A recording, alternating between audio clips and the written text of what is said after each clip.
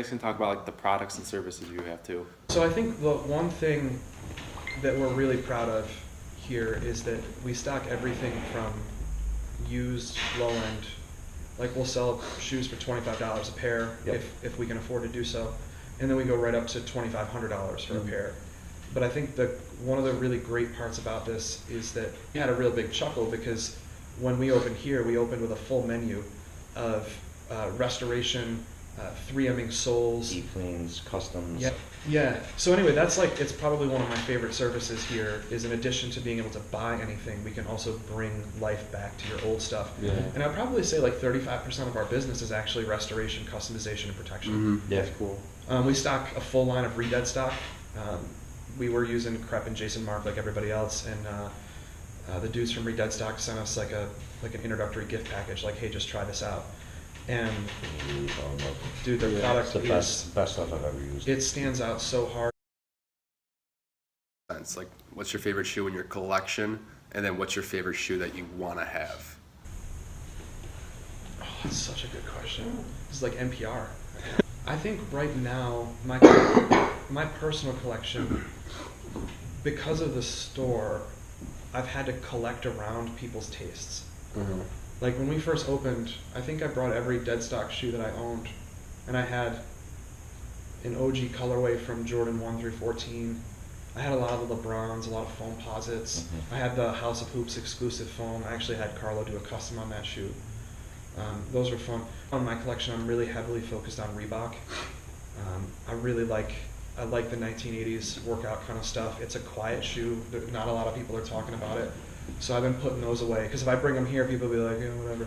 I think a year and a half from now, like you saw Kanye West just put out the Calabasas, which is basically a Reebok workout shoe, and Adidas is the parent company of Reebok. So I think you're going to start seeing a lot more of that cross promotion. And I think once that happens, like the A-Life collab this year was unbelievable. Concept did a collab last year, shoes numbered to 100. I have one of those in the collection right now. Love it. So that's really like right now. That's my like favorite line of shoes is this really offbeat and quirky Adidas workout shit. But I've been really hyped about that. If I could pick a shoe just to add to the collection, I think I would get back my Zen Gray ones, my YEEZY ones. Okay. It's the only shoe I miss. Okay. But I don't know, like the one shoe, like, I beat my bread ones into the ground. My 2012 pair, I still have like 4 of the pairs of those that I haven't touched just because I love them so much. Mm-hmm. But I've been slowly moving to trashing my DB3s. I wear those a lot. That's alright though, they're nice. They're nice, I don't understand why I don't take care of them as much as I should, but Yeah. I find those to be next to my door all the time. Yeah. It's just something I legit just kick off now. It's kind of fucked up, but That's a good flex shoe. yeah, it's a good flex shoe, but see, I also have the Red Suede 21s that I really like. And you also just picked like the Dornbacher 3, which is the exact opposite of Kanye West. Yeah. Both hyped products, but one of them's done by like a kid who recovered from cancer, which is the fucking nicest concept for a shoe ever. All right, or And Kanye West, who's like, I think, outside of maybe Donald Trump, the most notorious asshole who's ever lived. Like, I like his music, I like his work, but like, let's be honest, if you had to All right, like... so we're talking non-hype shoes, and the favorite is just because it's black and red. Like, that 3 could have been not DB. No, that 3's fresh. As long as it's just red. Yeah. You see my collection? I have nothing other than black, white, and red sneakers. Yeah. So my collection more or less consists of now is just like Motorboat 9s, Red Suede 21s, Bread 1s, DB3s, like Raging Bull 5s. I just got the Burgundy 5s the other day. Do you know what shoe we both loved? Like, definitively loved?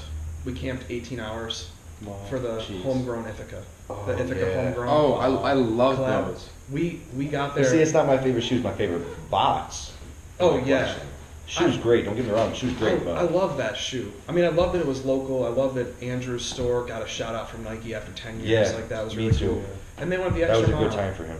And we definitely, like, that was a shoe where, like, I think we were overcome by the hype and, like, literally sat out. People drove from, like, Chicago. Chicago, yeah. They were, like, deep drives. And they were like 700 deep waiting for 41 of these boxes. Wow. And the thing that I love the most about it, and this is one thing that you don't see in the community enough, and I wish there was more people who had a purist attitude the way Andrew at Homegrown does, the way I think in some ways we strive for here. the first person online at Homegrown was his brother-in-law.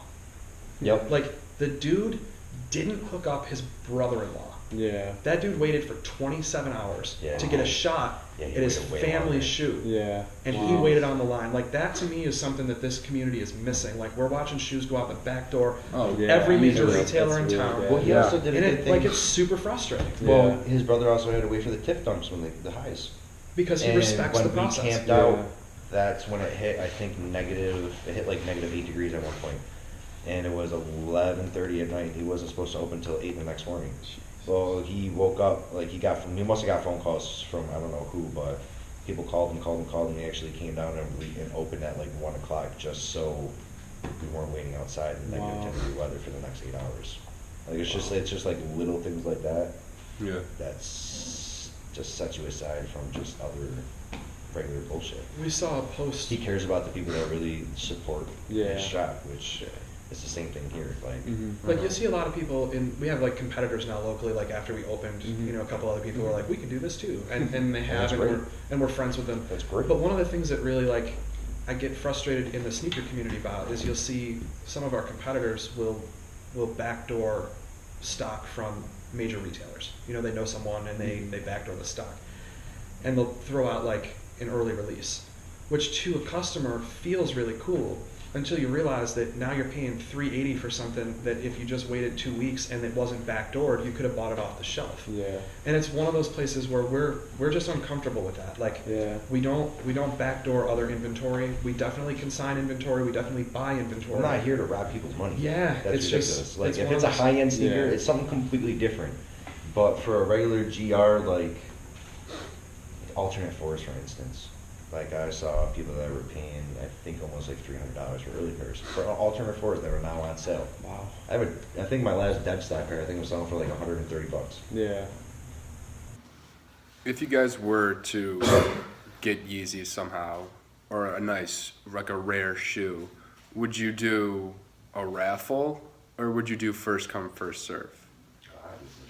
I do first come, first serve. First come, first serve. Yeah, No for sure. question, no questions. Yeah, I kind of like, we kind of got into the scene like right after like the camp outs went on. Mhm. And like that just seems so much more fun than going to the stores, putting It your is. name Yeah. in. It's way better. It will go back to 'Cause- it. It will go back to at some point. The way that I look at it as like what they're doing right now is, I just feel like they were trying to drown out the people that were putting in the raffles. Like you see it on local pages all the time. I won this ticket. Yeah. Meet me here. Pay this amount of money for this ticket. Well, if they can't sell, they're not going to pick it up. Mhm. So I think they threw out the camping just because of all the bull crap that went on at the fights and all that Yeah. other stuff that you always saw in the paper. Went to tickets. While a lot of the in-store employees, it doesn't matter who it was, what store it was, there was always some backdoor going on Yeah. with that. Yeah. Yeah. Well, now it's the app. So Mhm. now they're taking it away from the store employees, so now it's not their issue to do it. Now Well, isn't- it's all on the app and everything Isn't the else. app still even like a little rigged? Like if you spend like a lot, then you get the biggest head I mean, start? that's how it works. Yeah. Is the more money that you particularly spend, what's going on, boss? The more money that you particularly spend, you have a way better Yeah. chance of getting it. Yeah.